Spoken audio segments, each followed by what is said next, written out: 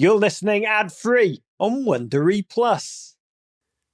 You're listening to the Men in Blazers Media Network, Suboptimal Radio. Today I feel gay. Today I feel disabled.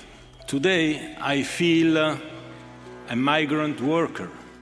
One person has the courage to step forward, throw a punch back, someone else follows. Like, it could get real ugly for Gianni Infantino real fast. But I feel like we're in a Cold War stage of everything that's about to go down, and I've got a feeling it's about to escalate.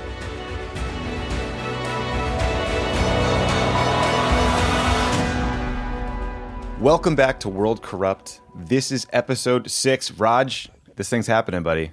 I don't know what this thing is, but is it ever happening, Thomas? It's all bloody happening.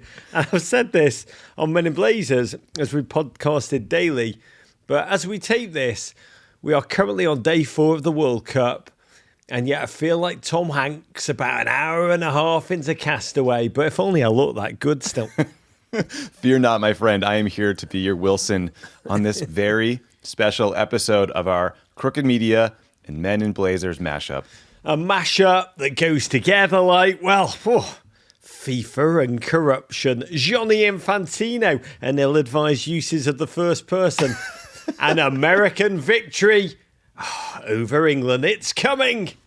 It's coming, I hope. Rod, you've never sounded more like Kenny Powers. But before we dive in, if this is your first time listening to World Corrupt, welcome. We are thrilled to have you. But we would love to advise you to go back to the beginning of our audio, El Camino de Santiago, and make sure you listen to the first 5 episodes. Can I just say, not just welcome, but we are bloody thrilled at the response to this thing. When you make a podcast that is as curious and as bloody hard and as complicated, and I mean, emotionally complicated for Tommy because he has to work with me, which is intrinsically emotionally complicated. But it's been amazing. Your responses, your ideas, your thoughts, your suggestions, your challenges. And if you do go back to the first 5 episodes, we do try and unpack exactly what a FIFA is and how that thing, the FIFA, goes so utterly bloody corrupt. Ooh, so corrupt. We also spoke with some amazing, brave, brilliant human rights activists and experts about the situation faced by migrant workers in Qatar. It reported 6,500 of whom have died since this tournament was awarded back in 2010. We talked with footballers about the courage it takes to speak out against injustice, to use their platforms for a force of good when the system in which you're playing, as we'll discuss, all that can tell you is you just shut up and dribble. Yep. Yeah, that's right. And then ultimately we wanted to figure out what we could do, what us, as fans, as listeners, as sports fanatics can do to ensure that a global sporting event like this never winds up in a place like Qatar again. But Raj, you mentioned it up top, and I just wanted to go back to it briefly. What have you been up to, man? This is like your presidential election for me, your Super Bowl every day, 4 times a day. Like, have you slept yet? Yeah, I didn't realize how much of a human wreck I am. The World Cup is it's 4 games a day, which is unusual for this World Cup. And it does entail getting up at 4 a.m. every morning. Just going, I didn't realize how much of a wreck I was till your face popped up for the first time in a couple of weeks since I've seen you on this kind of Zoom thing. And I almost started crying. It was just so overly emotional to see your face. And a World Cup is what you said. I do imagine it's probably like a month away from an election. When the schedule's so compressed. And the thing that's weird about this is there's the football, which is just relentless, but there's also the geopolitics of it all. You have to watch both through a split screen, which means covering it is like a spigot. It's an out of control, autocratically tinged spigot. And we're playing show. We're going across America. Doing live shows from sea to shining sea. We're recording so many bloody podcasts. I mean, too many podcasts probably. We're doing live game Twitches this Friday, England, USA, nice. with Matthew McConaughey. And I'm not going to lie, it feels physically and mentally like I feel like, God, surely we've reached the semi-finals. But my wife left this morning. She went away with the kids for Thanksgiving. The worst part for me was when the dog sitter came to pick up my dog. That really broke me. And Tommy, I now feel like I'm just married to the World Cup. I'm sorry, buddy. Well, listen, I think like as a fan, as a listener, we're all grateful to you and the Men in Blazers team for bringing this whole thing home for us. I feel like you're midwifing the World Cup to the nation right now, and we love you for it. And sleep, I keep telling myself, sleep is for January, Tommy. And the reason I'm so happy to see you, both because it's you, Tommy, a force of joy in my life, but so much has happened since we did speak, some of which we hope would happen, a lot of which we could never have predicted. There's been moments, I should say, of true poetic wonder. And there's been thumping bass notes of human darkness, relentless bass notes. And it's happening, Tommy. This World Cup in Qatar, this surreal, soulless World Cup, it is happening. And there are, I should say before we get into this, there have been fleeting moments of global connectivity that do make your heart sing and make me, even someone who does believe he's dead inside, does make me briefly, fleetingly feel alive. But we need to break down so much of the complex crap that has occurred. And I've honestly ached to be with you and tape this, so let's do it. All right, buddy. Well, so one thing, like you said earlier, I'm really proud of is that people are really paying attention and they care about the human rights considerations that we're talking about. And this podcast that we've been doing has traveled very far. I literally did an Australian radio interview an hour ago. I did not think that was going to happen in this context. But also, Raj, apparently we got under the Qatari government's skin and on their radar screen, which I'll consider a small measure of success, but I don't love it. It's a touch unnerving. Yeah, I've really got such a joyous text from you, Tommy. Qatar, clap back at us. You're kind of in your element. Yeah, I am. I'm kind of a shit talker, though. These guys play. These guys play for keeps. So the backstory, just real quick, is Raj and I wrote this op-ed for CNN about all the reasons why the 2022 World Cup is a mess.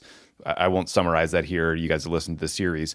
Qatar's ambassador to the United States penned a response to us. In it, he said things like the World Cup is a chance to, quote, alleviate misconceptions and prejudice not only against Qatar, but about Arab and Muslim culture as a whole, end quote. Said there have been numerous misleading public campaigns attempting to disparage this World Cup. The op-ed generally bristled at critics, said that Qatar was facing criticism that was unfair, that singled them out in ways that other host countries have not been singled out. Basically, Raj, it was defensive, it was whataboutism, and it suggested that criticism of Qatar, critics of Qatar like us, are essentially biased or racist towards Arab people or Muslims. And so, listen, my response to that is I'm sick of these snowflake liberal autocrats, buddy, you know? Unbelievable. Talk about like ducking the whole issue. Yeah, it was an op-ed that kind of just fizzled. There's a national anthem which I love in the World Cup, the Japanese national anthem. It's just so harmonious and soothing, but it also just seems to stop in the middle out of nowhere.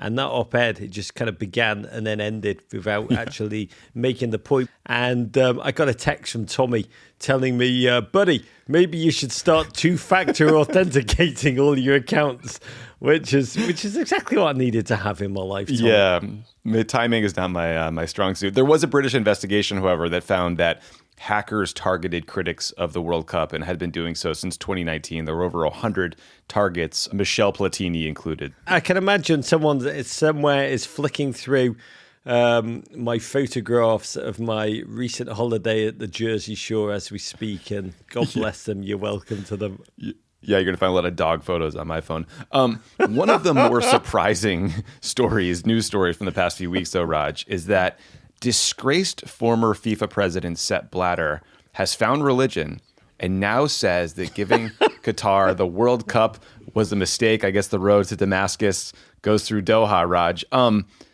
Too little too late, my man. However, I did not notice that Sepp included, he didn't mention human rights as part of the problem. Here's the quote I saw about Qatar. Quote, "It's too small of a country. Football and the World Cup are too big for it."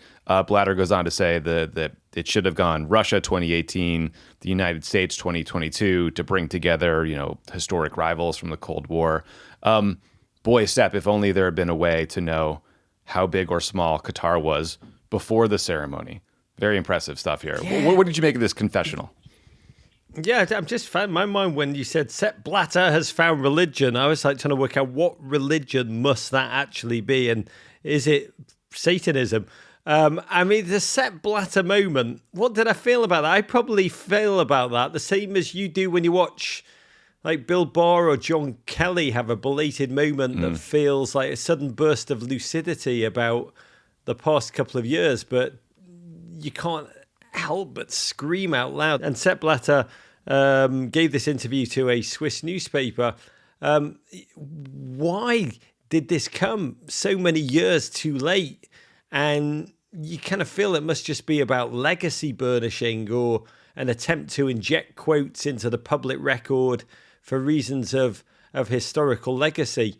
But you also kind of like, why now? And as you say, not 12 years ago, Sepp Blatter, when you had agency, more than agency, when you had leadership, when you had responsibility. And look, I did find this detail fascinating when he also took pains to say that he wanted to validate the story about that meeting at the French presidential palace a week before the December 2010 vote, where the Qatari crown prince, now the emir, sat with Michel Platini, the French representative to FIFA, and the French president, Sarkozy, and they discussed changing the French vote. And in a completely separate, unconnected conversation, talked about Qatar buying fighter jets from the French worth $14.6 billion. And you got a sense of exactly how this was done, not just with bribery and manila envelopes filled with cash, but bribery at an epic geopolitical scale. But it was painful. I mean, why do men, and it is always men, why do they years later give these suddenly candid, complete U-turn interviews in your ilk? It did seem like Sepp, deep down, is mostly angry that the new FIFA president, Gianni Infantino, doesn't call him or isn't nice to him. It did seem like there was just a lot of bitterness there, and he was excited to rain on his parade right before the big event. Yeah, I mean, that was exactly what the hack job was time to do. And it was hard for me to hear that interview with the same lips that said shortly after Qatar was Sepp Blatter was a man who very quickly gave a press conference where he said, Qatar will be the host and nothing about this award can be revoked. He was that man, and you don't get a do-over on this kind of thing. The Qatar World Cup was happening, and as you said, this went down right before the opening ceremony. And Tommy, that opening ceremony, it was like a fever dream. Took place, I should note, only after celebrity after celebrity announced that they'd refused to take part, from Shakira to Dua Lipa to Rod Stewart. And when I read that list, I was like, oh my God, that opening ceremony production team, they cast a wide net there, taste-wise, Tommy. They really did. Well, Shakira won't do it. Who's next on our list? Stewart. It's Rod Stewart. Can we exhume Rod Stewart? But all of them were like, nope, not doing this. And by the way, this ceremony, which remember, 100 days before kickoff, Qatar actually moved the opening ceremony by 24 hours so the emir could actually have some fireworks. And so crazy. This thing was going to happen. And so we tuned in aghast and we're like, who would perform? Who would be the main attraction? And Thomas, who did perform? It was Freeman! It was Morgan bloody Freeman. They got the guy who played Nelson Mandela. When we had a 7-minute running joke about Morgan Freeman, I thought to myself, this might be overkill. And then all of a sudden, nope, delivered for us here. Yeah, we're just at a current affairs show, Tommy. We know what we're doing here. We got our finger on the pulse of geopolitical culture. Morgan Freeman walked out in Qatar before the eyes of the world, told the crowd, we gather here as one big tribe, and Earth is the tent we all live in. I mean, what? Chaos is a ladder. I don't know, but he delivered it in the way only Morgan Freeman can. And as you know, dear listeners, from episode 2 of World Corrupt, Morgan Freeman was the face of the failed United States bid to host this very 2022 World Cup. You remember, he was the man who dropped his script in the middle of his presentation for the United States, completely lost his place. And here's my question for you, Thomas. Was hiring him, unleashing the Freeman, unleash the Gimp, was hiring him, was it just next level geopolitical trolling by Qatar? Not only did we win the bid you wanted, but we took Freeman from your cold dead hands too. Red from the Shawshank Redemption works for us now. That is brilliant and conniving and evil and I almost have to respect it. I had not thought of that. That's really good. Good for them. Good for the Emir. Yeah, I mean, I did think about that as a possibility, and I realised that if there was a possibility, Bill Clinton probably would have walked out for the opening ceremony too. I mean, he was too busy getting crypto in the Bahamas or doing whatever he's been doing. Yeah, God bless. But hear me out here. What I realised, if I was a betting man, I think they may have played the long game on this one, Thomas. Maybe Freeman was always on their payroll, and that's why he dropped the script in the first place. Double agent. Yeah, God damn it. Freeman, Within. you crafty bastard. I mean, he's an actor. Of course he could pull it off. Wheels within wheels. And I got to say, and we should discuss this for one moment, the opening ceremony was even more eerie because Fox, the broadcaster, the rights holder, have made the slightly controversial decision, which they announced before the tournament, to focus purely on the issues on the field of play. They announced that they wouldn't address anything other than football because, well, Fox, and really, it turns out they are sponsored by Qatar Airways, who actually paid for the Fox set to be in Doha instead of Los Angeles. Mm-hmm. So like compare that to NBC when they covered the Beijing Olympics. Their outside analyst was a Yale professor of East Asian studies, and Fox's expert was Mr. Q, a social influencer who happens to be the founder of the website I Love Qatar. And it's yes. Yeah. Tommy, this is funny, but it's really complicated. That's dark. We're watching Lallis, Alexi Lallis go do a lot of June buggy in the desert, telling everyone they should come to Qatar. We have a lot of Qatar Tourist Board infomercials. I mean, when this opening ceremony finished, the Fox host shouted, "Oh, if that wasn't an opening ceremony that will be remembered for generations, that was amazing." This is complicated, Tommy. That veers towards like how North Korea covers events, isn't it? Yeah, that's troubling. I mean, listen, I remember the 2008 Beijing Olympics opening ceremony, which was extraordinary, and I think was something that was seen all around the world and rewatched and watched again because of the intricacy and how impressive it was to pull it off. But that was because they practiced really hard, not because they paid off an influencer to come do the commentary. I mean, that's a little that's a black eye for our friends over at Fox. I hate to say it. Maybe we'll get Mr. Q on episode 7 of World Corrupt. Always welcome. But you compare that, by the way, to the BBC, who broadcast the opening day's proceedings in Britain. And they did it like this. They decided not to show the actual opening ceremony. Instead, they had their broadcaster, Gary Lineker, who, think of him as kind of like English Tony Romo, former footballing legend turned quasi-national institution, and he greeted the nation. Ever since FIFA chose Qatar back in 2010, the smallest nation to have hosted football's greatest competition has faced some big questions. From accusations of corruption in the bidding process to the treatment of migrant workers who built the stadiums, where many lost their lives. Homosexuality is illegal here. Women's rights and freedom of expression are in the spotlight. Also, the decision 6 years ago to switch the World Cup from summer to winter. Against that backdrop, there's a tournament to be played, one that will be watched and enjoyed around the world. Stick to football, say FIFA. Well, we will, for a couple of minutes at least. And then led a panel discussion of them. I actually posted the introduction on Twitter. They've now got a couple of million views. And Tommy, that when I heard it, when I saw it, when I watched it, I was like, my God, that's how this World Cup should be contextualized. I mean, it was a sober, concise, to the point summary of all the challenges with this World Cup. They didn't hide. They didn't gloss over it with happy talk and silly, banal chit chat. They got right into it, and credit to the BBC. This is an opening ceremony that will be remembered for generations. Another aspect of the opening day, Gianni Infantino was everywhere, Tommy. Man, that guy is everywhere, and he's always acting awful.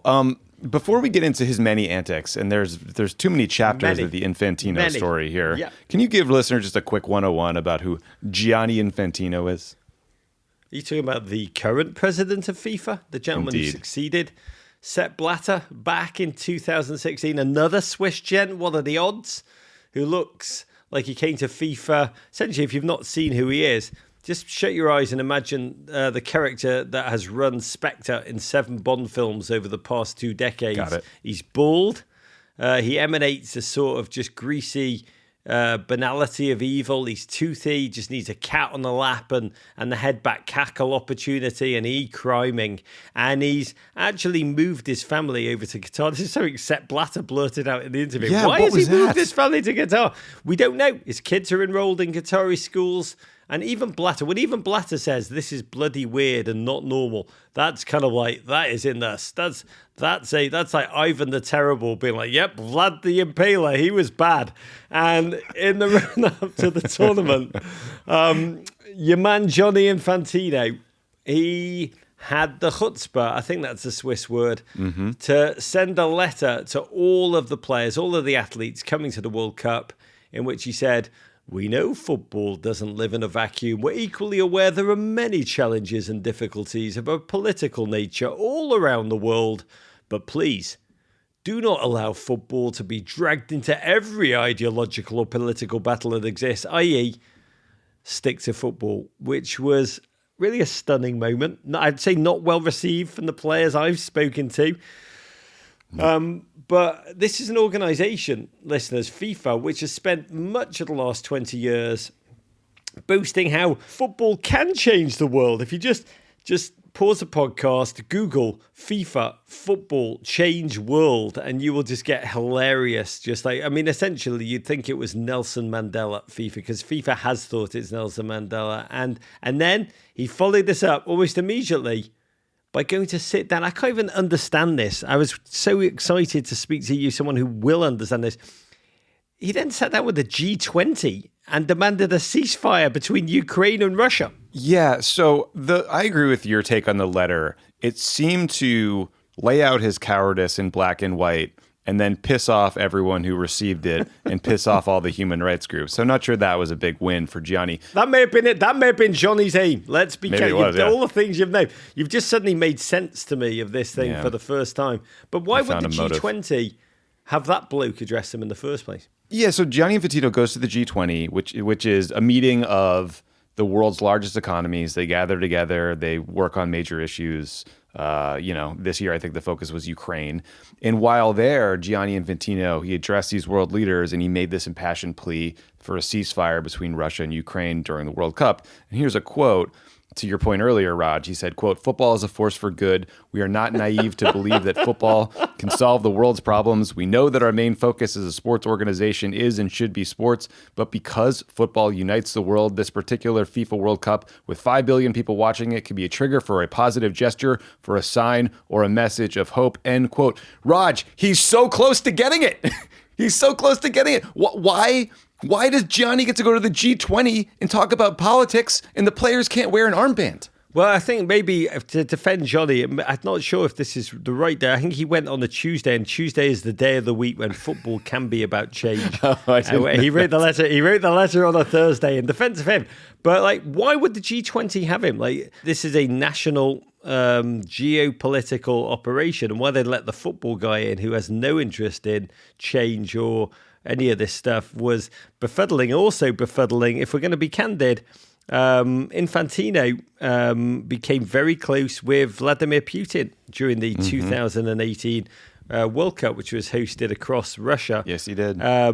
He received the Medal of Freedom from Vladimir Putin after boasting that football had showed a face of Russia to the world that was really rather wonderful. And even with everything that has occurred over the past year of the most sordid and grotesque nature, he has refused under repeat demands from the media to return that Medal of Freedom. So the whole thing was contorted and dark to the World Cup jump cut from G20 opening ceremony. Gianni Infantino, Tommy, sitting between the Emir of Qatar, and do you know who sat on his left-hand side? Mohammed bin Salman, the Crown Prince of Saudi Arabia. What a good time. What are the odds? Yeah, the odds are very low. I'm not so good at lip reading, but I'm pretty sure Infantino had MBS turn to him at one point and say, "Oh my God, this is Morgan Freeman's worst performance since Evan Almighty." But when you see that image, what do you see? I mean, I see two brutal, corrupt autocrats making an Infantino sandwich. And it's worth pointing out that, we can dig into this more later, but the Qataris and the Saudis have not gotten along historically. We talked about this in an earlier episode, but the Saudi government actually led essentially a diplomatic boycott of Qatar for several years that only ended in 2021. It was a blockade. They literally, remember, Qatar is a tiny little peninsula the size of Connecticut that hangs off of Saudi Arabia. The Saudis closed the only land border into the place, right? So it was that level of aggression, and then all of a sudden they're thick as thieves surrounding making an Infantino sandwich. It was a very, very strange thing. I think a lot of people's eyebrows perked up in sort of the foreign policy nerd world. And let me tell you, they got some eyebrows. You just said this word we have to go back to, the Infantino sandwich. But then Gianni, on the opening day of the World Cup, I mean, we thought that was the worst, seeing him there between those two, proceeded to give a 57-minute speech. I'm so excited to speak to you as someone that used to work in political comms. I can only describe this as a layman who knows nothing about how the world works, as a violent explosion of verbal diarrhea. Today I feel Qatari. Today I feel Arab. Today I feel African. Today I feel gay. Today I feel disabled. Today I feel a migrant worker. Tommy, you understand speech writing for global leaders. His speech, "Today I feel Qatari.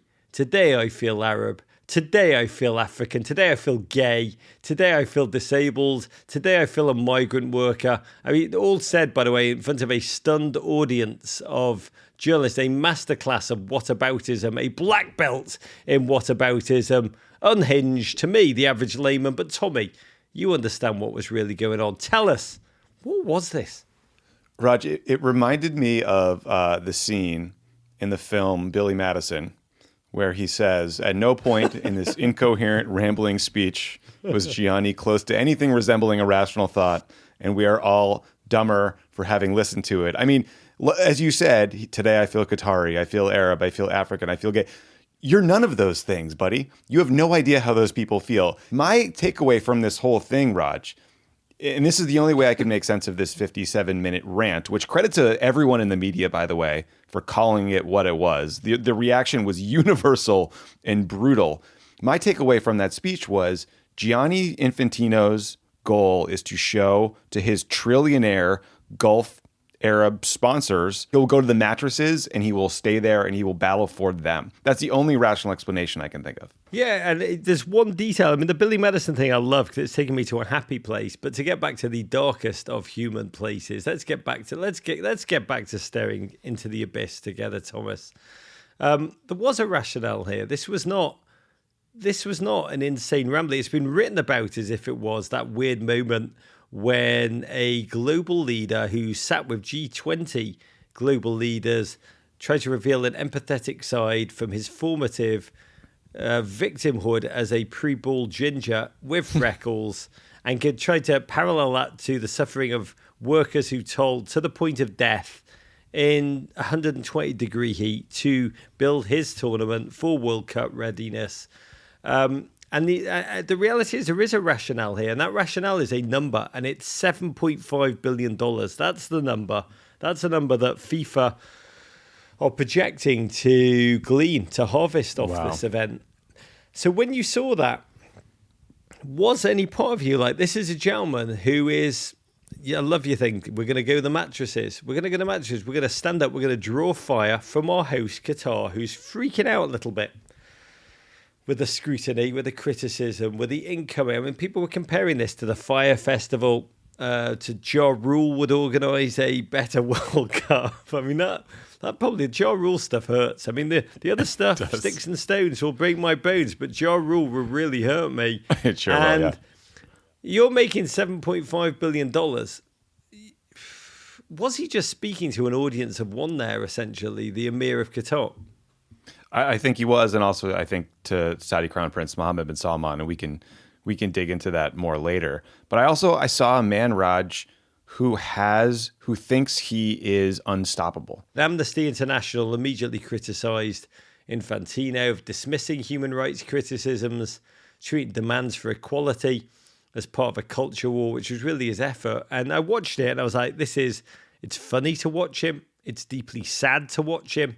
Ultimately, right now, this speech reminded us FIFA's there to serve the needs of Qatar, to make money for itself, lots of money for its leaders. What are you going to do? Gianni Infantino's he's ruling with impunity here. He's gonna hire Jared Fogle to sell the Johnny sandwich next. So okay, armbands, Raj. He's a Subway guy. He's nice.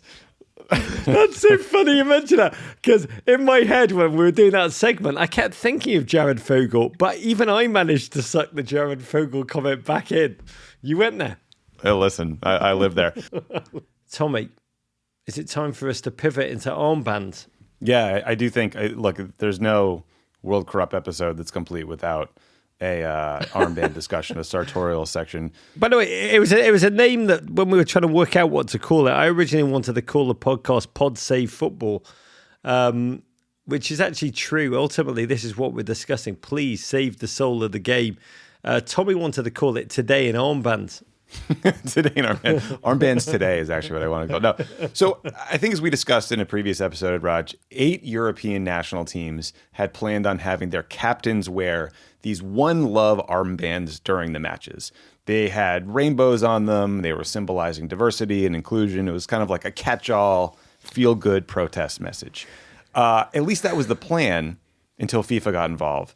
And they threatened the teams with an immediate yellow card if these players wore these armbands. So the response, again, was they were condemned for this act. The Secretary of State, Tony Blinken, he's a friend of mine, who was visiting Qatar.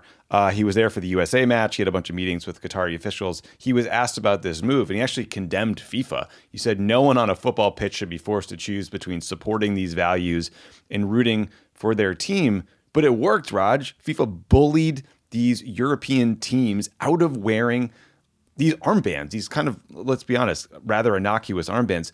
My question for you is, one, do you think FIFA really would have gone through with yellow carding these guys? And two, can you explain to the newbies out there why getting a yellow card at like the first second of a game would be such a big deal? Yeah, and by the way, hearing you explain it, Tommy, out of your mouth, you realize how insane this is. How did World War III start, Daddy?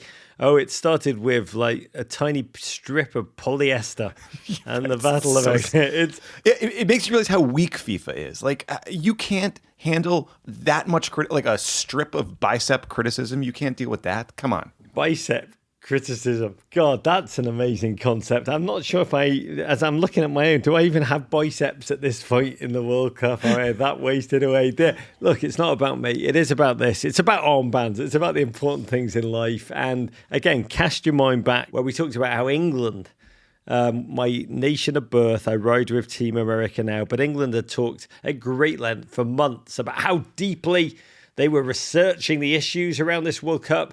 They told the journalist Miguel Delaney, the English FA, that they wanted to do more than just a T-shirt in terms of protest.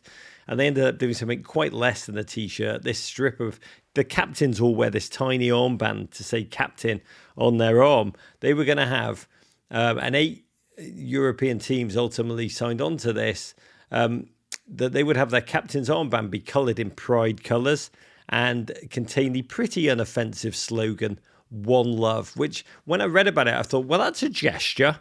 That's a gesture. Right. More than anything, it's like as if they had a creative meeting. How do we tick the box of doing something, not enough to be really offensive or effective? I mean, who could be against One Love, Tommy, in life? It's a Bob Marley lyric. It's fine.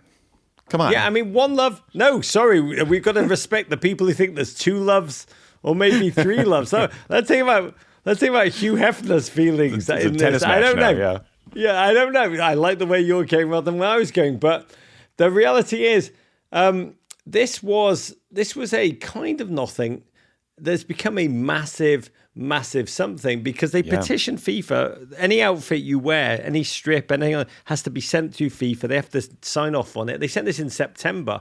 FIFA didn't respond for months until the night before England were due to first take the field, when they announced that if the captain wears the armband on the field, he will get an immediate yellow card, a caution. Now, I don't want to get too into the football mumbo jumbo, too into the weeds, but if you get 2 yellow cards in a game, which is quite easy, you'll be sent off the field. You'll be dismissed, and your team will have 10 players, which essentially can affect their whole World Cup campaign. But as an individual, if you get a second one even in the next game, this is World Cup mumbo jumbo, and I apologize, listeners. I love it. Then you will be suspended. You will have to sit on the bench. You will not be able to take the field for the third game. In fact, any time in the first 4 games, 2 yellow cards, you'll be suspended. And the captains, you have to remember, are often the best players. Right, they don't want to miss a game. So initially, Tommy, they backed down. England crumbled. Netherlands crumbled. FIFA charged in. This is an amazing detail, which I don't want history to forget. They announced all the captains on all the teams will now wear official armbands, which are all about insane slogans gesturing at change. And they want their captains to wear slogans that involve, and I crap you not, Tommy, share the meal is one that they came up with. Share the meal. It's another sandwich joke? Or are you serious? I maybe it is. Maybe it's about an early adopter stage in marketing the Infantino sandwich. Oh my God. One of them is football unites the world. Who can be against that? Sure. And then a third one is, this one is particularly Orwellian. Bring the moves. That's what they came out. They clearly had a creative meeting. I don't know if they just had the interns do these, or this is what MBS, Infantino, and the Emir were talking about during the first game. Bring the moves. Who can be against bringing the moves in life, Tommy? Bring the moves? What on earth does that mean? Is it a dance competition? What are we talking about? I don't know, but whatever they did, they were trying to turn loaves of bread into 1,000,000 Infantino sandwiches. And so England wilted, the Netherlands wilted. But today, Tommy, the Germans, they took the field. And I've got to say, the Germans, their football culture in the modern period, they've long had a reputation for being outspoken, stiff-necked in the most wonderful way. Couple of players they have. I actually predicted this ahead of the tournament. Leon Goretzka, a remarkable human being who has taken time, an elite footballer, plays for German champions Bayern Munich, taken plenty of time to speak out against the rise of fascism in Germany, racism in football, anti-Nazism. I mean, it's an amazing human being. They decided that they would take the field today. They did not wear the armband. Why would they take the armband? They couldn't take the armband. By the way, any autocrat listening about protest in the nation, clearly all you need to do is wave a yellow card in its general direction and you can stifle dissent. But Germany took the field, and for their pre-game photo, which is a ritual, just a boring old ritual of football, they all leant in, they did their formation, 2 banks of human beings facing a camera, filled with fear at the game which is to come. And instead, each of the German players put their hand, Tommy, across their mouths to show they were being silenced by FIFA. And at the very second they did, the German national team issued a statement over Twitter saying, denying us the armband is the same as denying us a voice. We stand by our position. And that is where we are. That was a statement which has been perceived as saying these European teams are, they've had them, they first recoiled, but they're going to actually up the stakes. And I was disgusted. I will say, I'm not English, I'm American. But the English team, to back down was so bloody craven, Tommy. They do have leverage.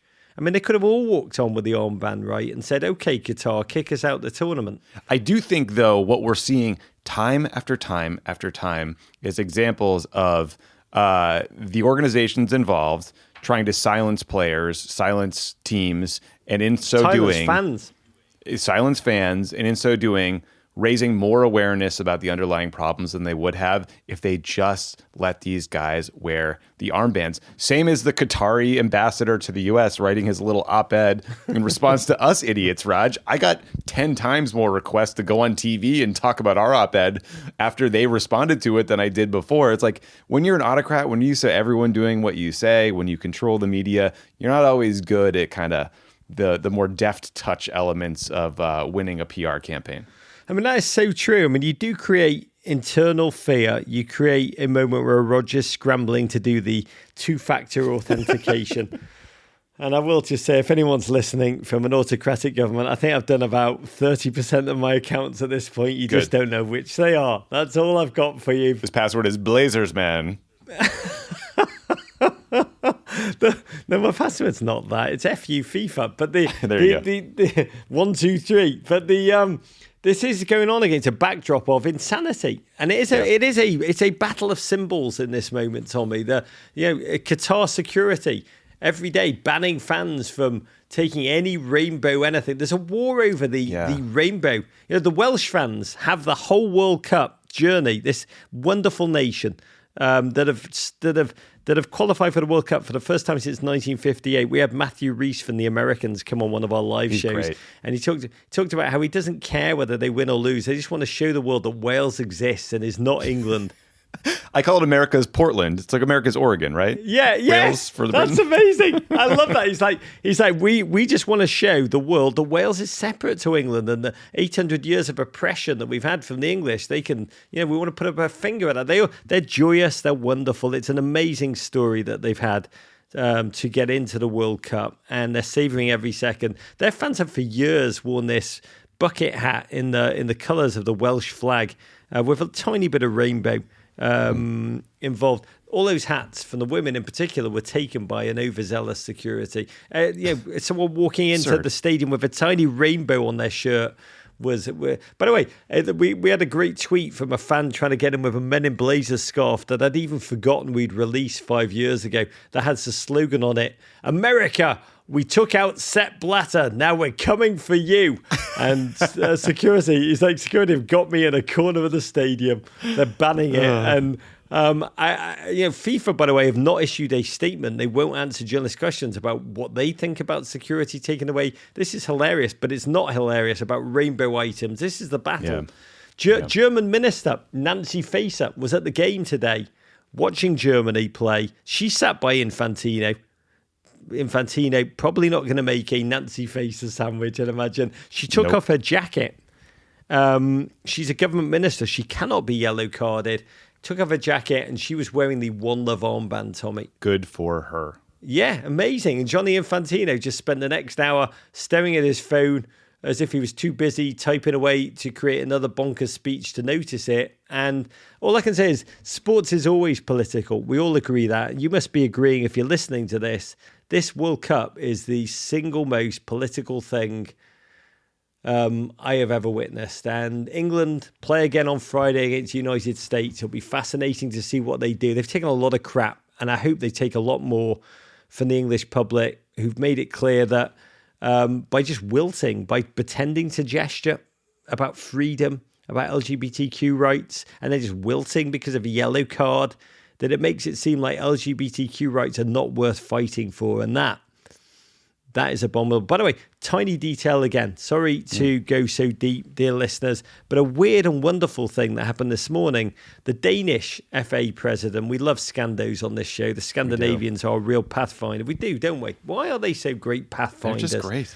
Scandinavia. God bless you all, listeners. And by the way, we have a ton of listeners in Scandinavia. The Danish FA president said this morning in a press conference that Denmark was, quote, considering leaving FIFA. They were trying to put a block together with Nordic or other European football associations they didn't want to leave alone. Very quickly, the Danish Federation put out an official statement walking this back. But it seemed like a very political move, a threat, a little, this is where we can, do you want to go here? Where there's smoke, or in this case, smørrebrød, there is fire. And I watched it and I was like, Tommy, you know politics. That was either a hint at leverage, real leverage, or there's something cooking there.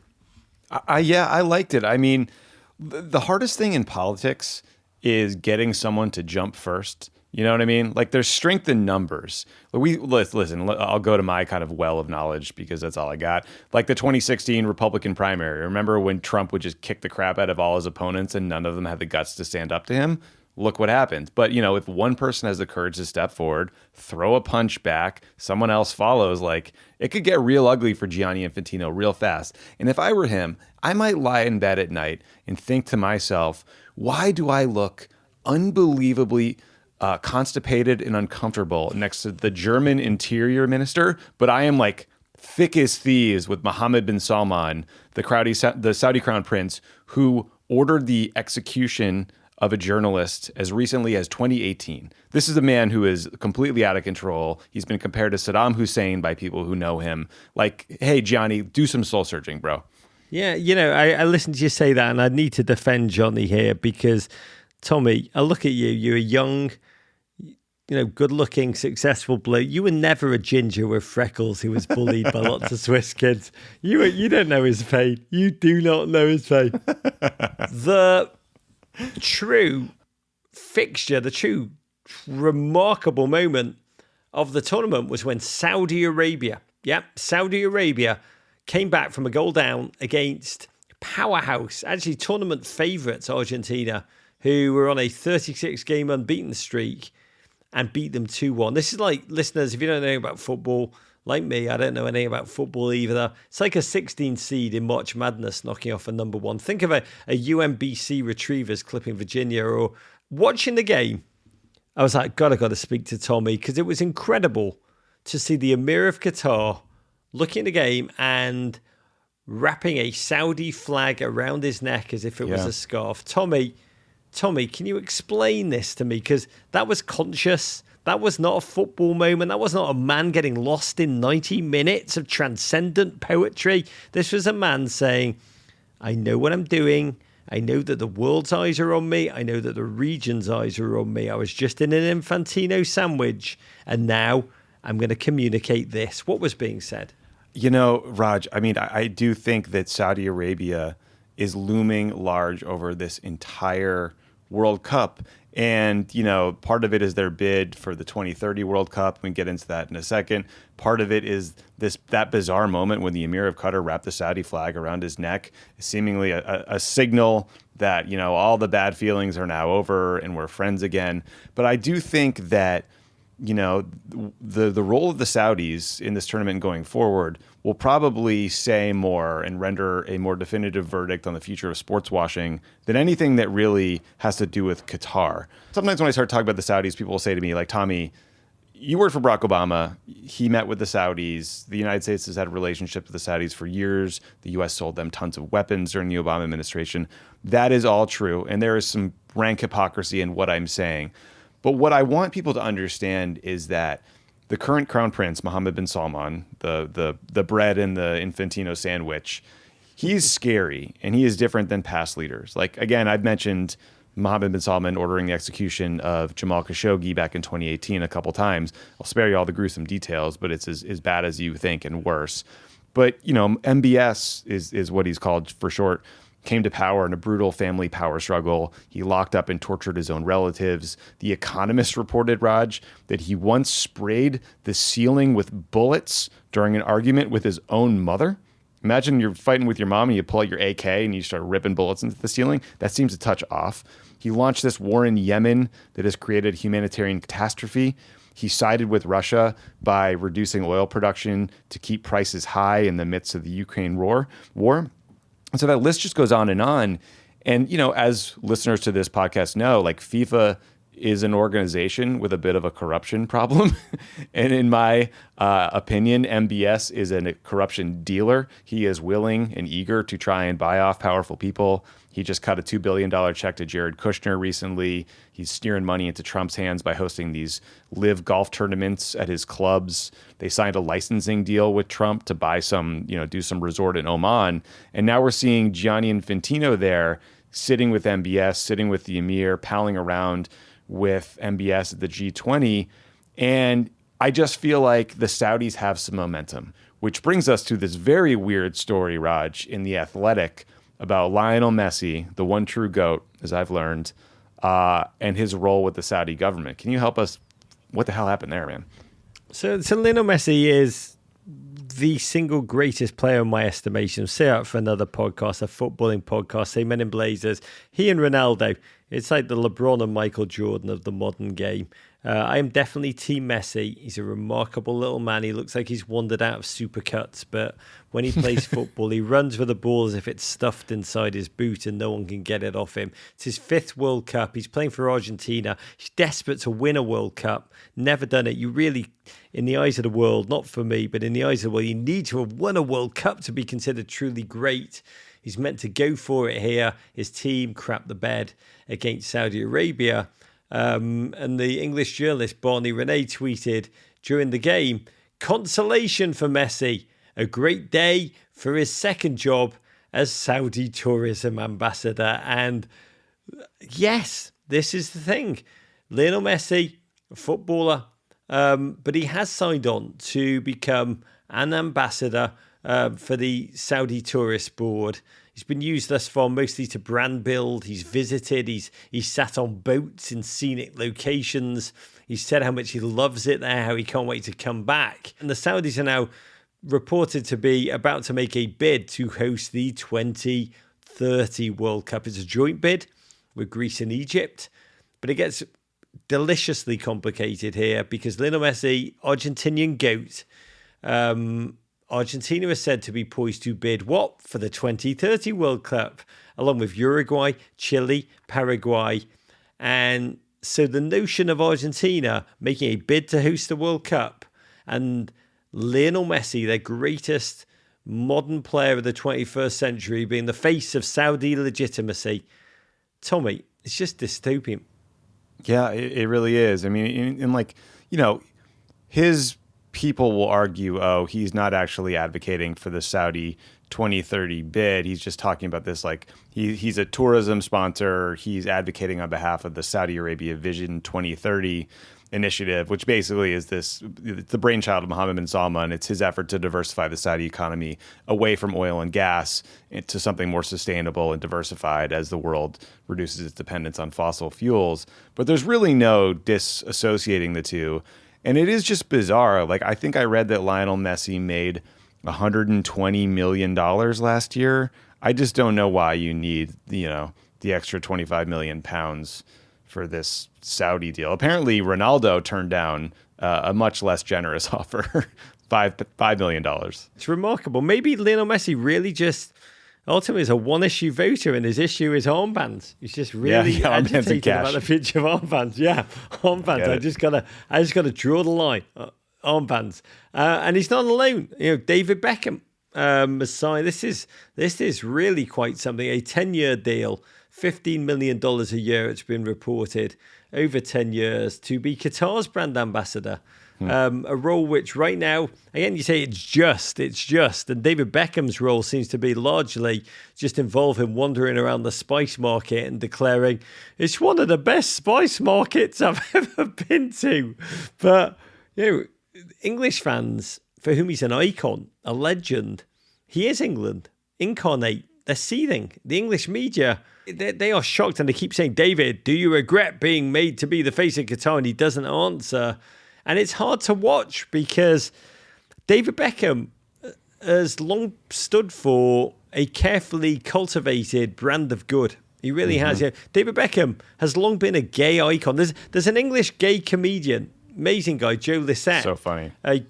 Google him. Yeah, I mean, how would you describe it? You've seen it. It's a video which has gone viral over that. I think he threatened to throw 10,000 pounds into a wood chipper unless David Beckham renounced his Qatari brand ambassadorship. If Beckham did the right thing, he pledged to donate that money to LGBT charities.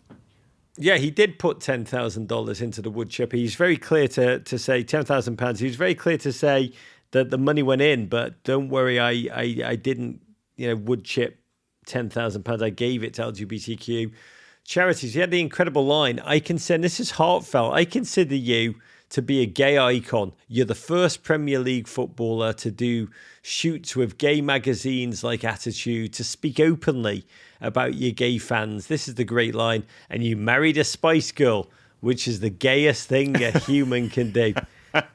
So these are the complexities, the icon appropriation, and the motivations of humanity, which we don't always understand. So listen, Raj, I do think we've probably exhausted the armband topic. We've done some negative Heavy stories. armband talk. So we had the armband talk. There have been some pretty inspiring good stories. Should we maybe go to a couple of those before we end? There have been. There's been moments, real moments of wonder. There's been real moments of real courage, to be candid.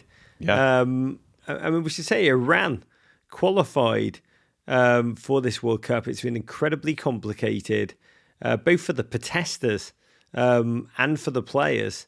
But that's something that's inspired you, right?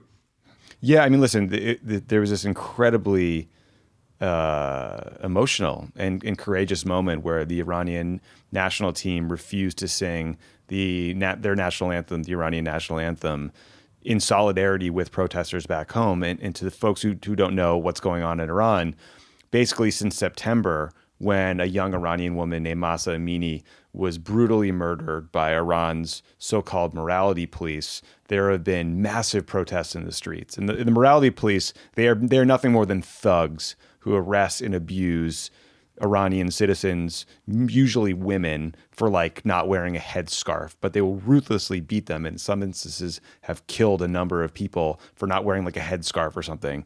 But the regime has cracked down brutally. They've responded with violence and brutality. Hundreds have been killed. Thousands have been arrested. But these Iranian players, they wanted to show solidarity, so they didn't sing along with the anthem. They also didn't celebrate goals as a show of solidarity. And again, Raj, this is where it gets so complicated, because I was reading a bunch of the coverage of this, and there were some Iranians back home who were inspired by what they did. There were some who were angry at the players for protesting at all. There were some who didn't think they went far enough. So again, it's just how much pressure can we put on these players to do the right thing when Gianni Infantino and these global leaders are showing no leadership? The Iran thing is just so unbelievably complicated, and I can't imagine how emotional it must be for every single one of the football fans, many of whom are saying these footballers should not play, they should not represent the nation, they should not give a win to the governing power, and they're almost willing their team to lose and exit and have no ability for the government to have any kind of national moment of glory. And there's those who say this is a moment where they should be protesting, and when they do make their statements in the way that you've talked about, the national anthem is a moment of incredible pride. To watch the Welsh team sing "Land of Our Fathers," I'm not Welsh, watching their joy, I sobbed. Watching the Mexican team, the players sobbed. A number of the Mexican players started weeping while the national. It's an incredibly emotional moment. The Iranian national anthem played in the stadium for their first game, and every single human being on that field who was representing the nation just stood there silently, utterly stony-faced. It was a remarkable human moment. But again, many activists are saying it's not enough. They need to speak out. They need to speak out aggressively. There's a counterpoint. Their families are still in Iran. They will be punished. This is a moment of deep complexity. And despite, I should say, maybe the Qatari security forces were too obsessed with their rainbow crackdown. They did try and crack down on the Persian flags that many of the progressive Iranian fans who were there tried to smuggle into the stadium. It was incredible to witness again, incredibly brave individuals to be on camera globally holding up Persian flags, to be holding up flags with the statement, women, life, freedom. Every Iranian game is, at this point, nothing at all to do with the football. But there's been other moments. Denmark, the Danish national team, God bless you, Scandos. Again, we talked about this, I think, in episode 4, that the Danish team had decided with their kit manufacturer, Hummel, that they would take the field wearing specially created jerseys with muted crests, muted sponsor logos. They also have a third kit, which is totally black, which they wanted to be a symbol of mourning for those who died. And their sponsor, Hummel, released a statement saying, "We don't wish to be visible during a tournament that's cost thousands of people their lives."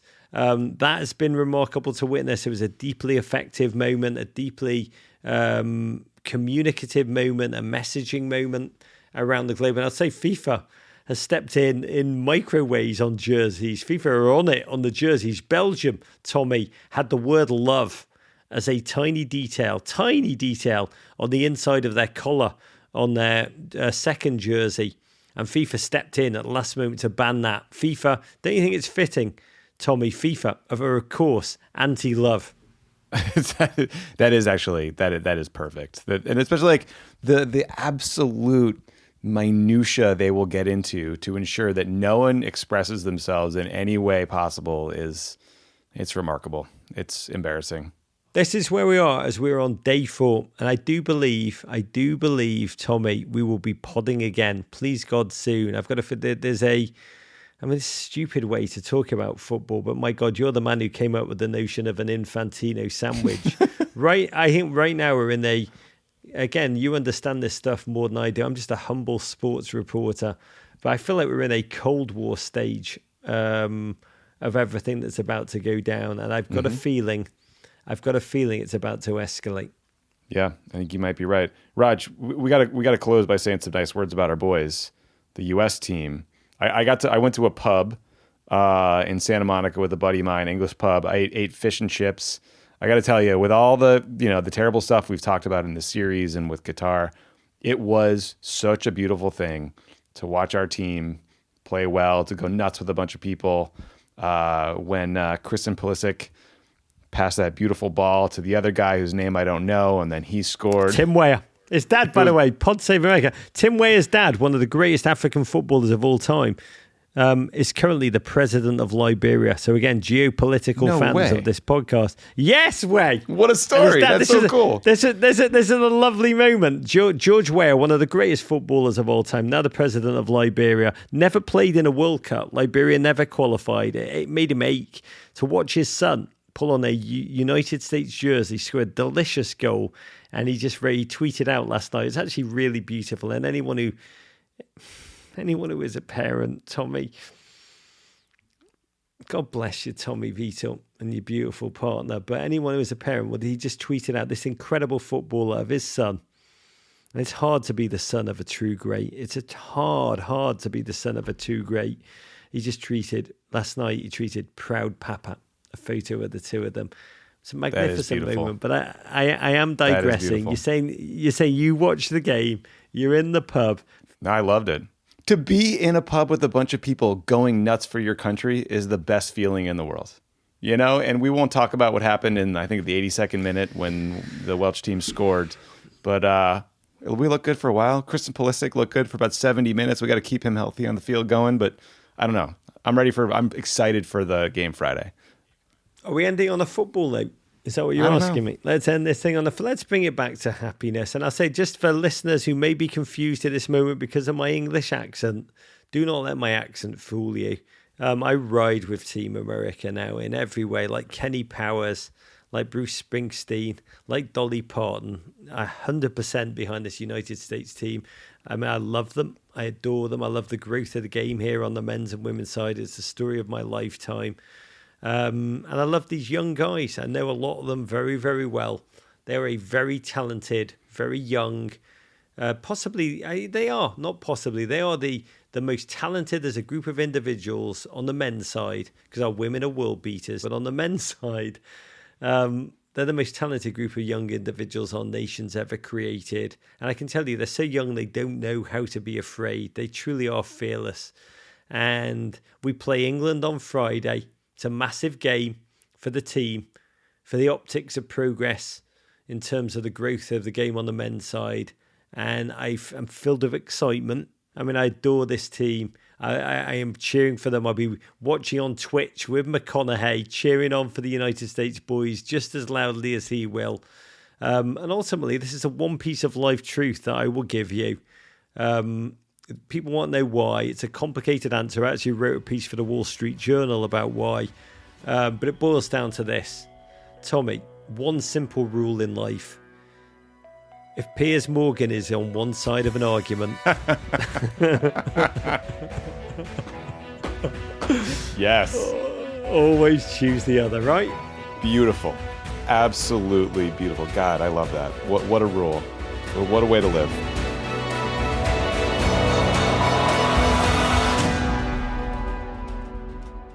World Corrupt is an original podcast collaboration from Men in Blazers and Crooked Media's Pod Save the World. Alongside Roger Bennett, I'm your host, Tommy Vietor. The executive producers and writers of World Corrupt are me, Roger Bennett, my great friend Tommy Vietor, and Men in Blazers Jonathan Williamson, who incredibly edited and sound designed the episodes. A bit like Phil Collins drumming and singing at the very same time. He's a talented man. From the Crooked Media side, our executive producers are Michael Martinez, Sandy Gerard, and Giancarlo Bizzarro. Our producers are Ryan Wallerston and Haley Muse. And our associate producer is Saul Rubin. For Men in Blazers, our producers, Miranda Davis and Martin S. This episode was fact-checked by Nikki Shaner-Bradford, music by Vasilis Fotopoulos. With editing assistance from Nick Furshaw. Additional production support from Crooked Media's Zuri Irvin, Kyle Seglin, and Ari Schwartz. And Men in Blazers Mix Discarood. Special thanks to Crooked Media's Julia Beach, Amelia Montooth, and Matt DeGroot. As well as Men in Blazers, Scott Debson, Michael Milberger, and Alex Sale for their promotional, social support, and love.